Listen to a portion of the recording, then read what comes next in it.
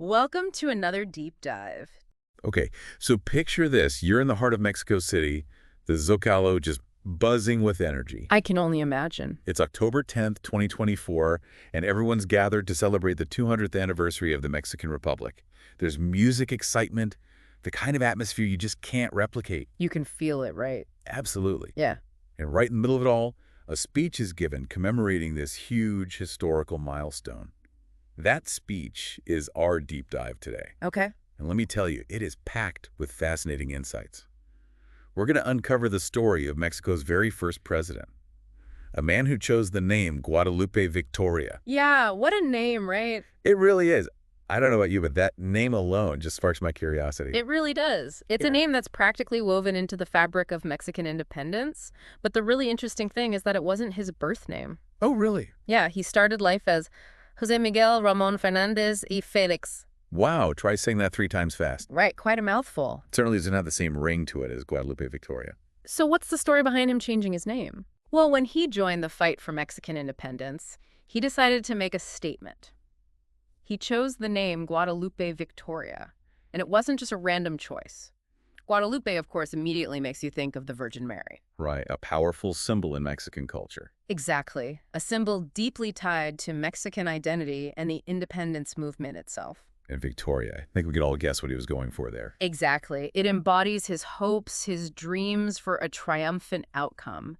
It's just such a powerful example of how deeply intertwined his identity became with the fight for a free Mexico. Yeah, it goes way beyond just a name change. It's a statement. Absolutely. And his dedication, it wasn't just symbolic either. This was a man of action.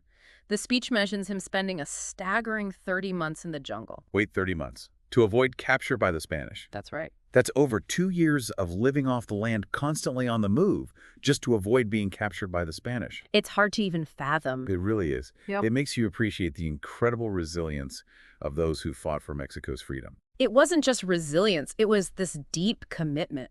They were willing to risk everything. Imagine the strength it took to endure those conditions, constantly being hunted for years. Years. That's unbelievable. It's incredible, right? And that level of dedication, it wasn't unique to Guadalupe Victoria. This spirit of sacrifice was shared by countless individuals who just believed so passionately in a future free from Spanish rule. It's one thing to fight for freedom, but I bet actually leading a newly independent nation, that came with a whole other set of challenges. Oh, for sure. Victoria inherited a nation that was, well, it was still recovering from years of conflict. The economy was in shambles. There were threats from all sides. And the idea of a unified Mexico, it wasn't a sure thing. So it's like, okay, you won your independence, but now what? Well, how do you even begin to rebuild? right, exactly. It's a massive undertaking. And the speech highlights some pretty amazing things that Victoria accomplished. Like what did he focus on first? One of the things that really stands out, and the speech really emphasizes this, is that he abolished slavery, like right away.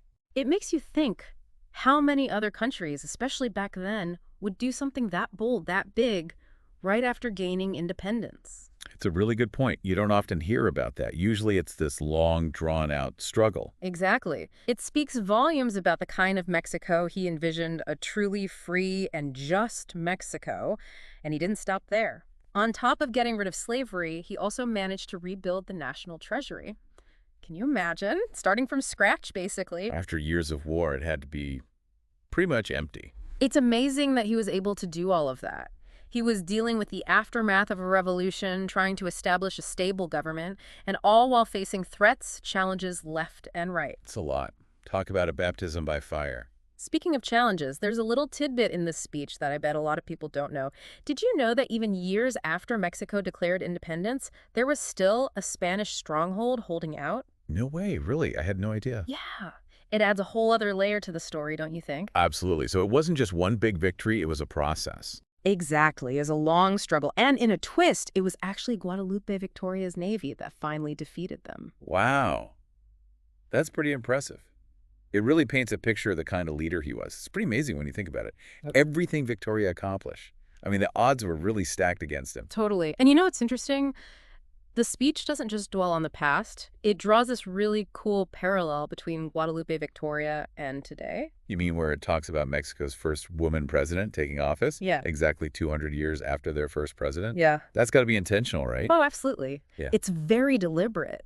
It's this powerful way of showing how far Mexico has come, but at the same time, it acknowledges that the fight for equality isn't over. It's still going on. It's like that saying, right? Progress isn't always a straight line. Exactly. Sometimes you take a step back, but the important thing is to never stop moving forward.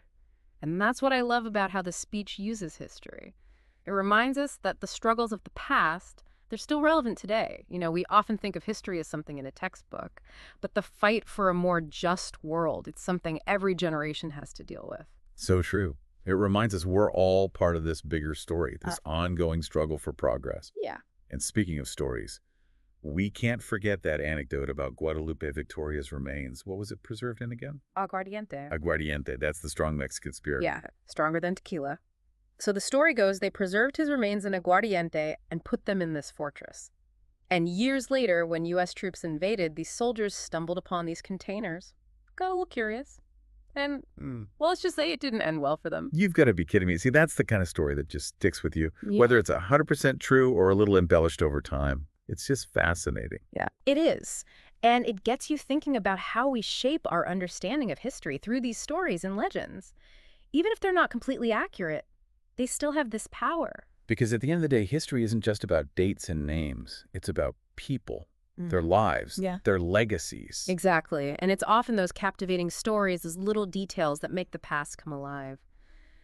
So as we wrap up thinking about 200 years of the Mexican Republic, I think this deep dive into Guadalupe Victoria's story leaves us with a powerful message. It really does. It reminds us of the incredible courage it took to create a nation, the challenges they overcame, and the lasting impact of those who fought for something better.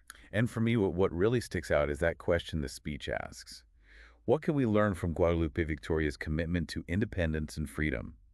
How can we, in our own way, contribute to a future that honors the sacrifices made by those who came before us? It's a powerful question. A question worth reflecting on long after this deep dive is over.